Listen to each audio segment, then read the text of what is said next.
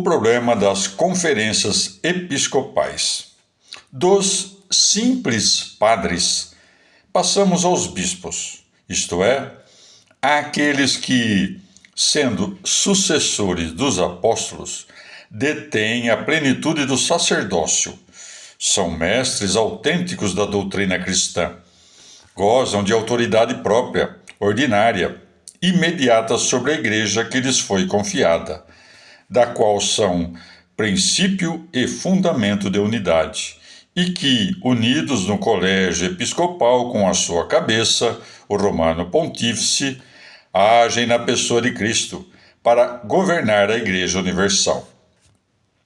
Definições estas, as que demos, são próprias da doutrina católica sobre o episcopado, reafirmadas com vigor pelo Concílio Vaticano II. O concílio, recordava o cardeal Ratzinger, queria justamente reforçar a função e a responsabilidade do bispo, retomando e completando a obra do Concílio Vaticano I, interrompido pela tomada de Roma quando somente tinha conseguido ocupar-se do Papa.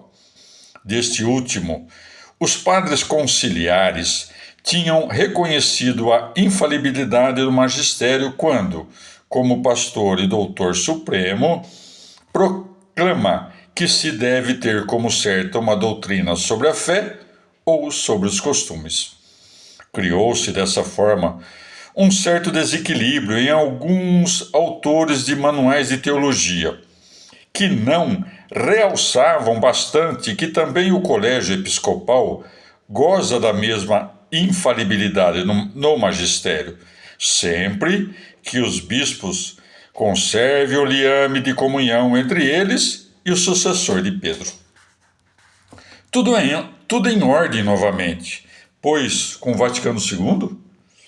Nos documentos, sim, mas não na prática, na qual se deu um outro dos efeitos paradoxais do pós-concílio. Ele responde. Com efeito, explica. A decidida retomada do papel do bispo, na realidade, enfraqueceu-se um pouco, ou corre até mesmo o risco de ser sufocada pela inserção dos prelados em conferências episcopais sempre mais organizadas, com estruturas burocráticas frequentemente pesadas. No entanto, não devemos esquecer que as conferências episcopais não possuem uma base teológica, não fazem parte da estrutura indispensável da Igreja. Assim como querida por Cristo, tem somente uma função prática, concreta.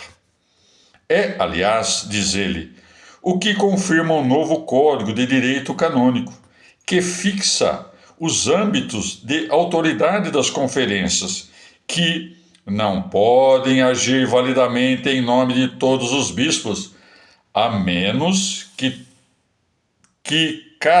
todos e cada um dos bispos tenham dado o seu consentimento, e a menos que não se trate de matérias sobre as quais haja disposto o direito universal ou o estabeleça um especial mandato da fé apostólica.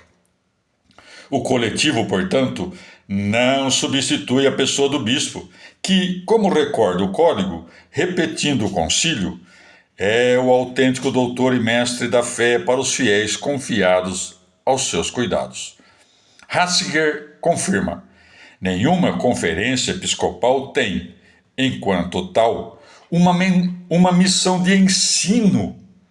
Seus documentos não têm valor específico, mas o valor do consenso que lhes é atribuído pelos bispos individualmente. Por que a insistência do prefeito nesse ponto? Porque, respondendo ele, se trata de salvaguardar a natureza mesma da Igreja Católica, que é baseada em uma estrutura episcopal, não em uma espécie de federação de igrejas nacionais. O nível nacional não é uma dimensão eclesial, É preciso que fique claro de novo que, em cada diocese, só existe um pastor e mestre da fé, em comunhão com os outros pastores e mestres e com o vigário de Cristo. A Igreja Católica mantém-se no equilíbrio entre a comunidade e a pessoa. Neste caso, a comunidade das igrejas locais individuais unidos na Igreja Universal e a pessoa dos responsáveis pela diocese.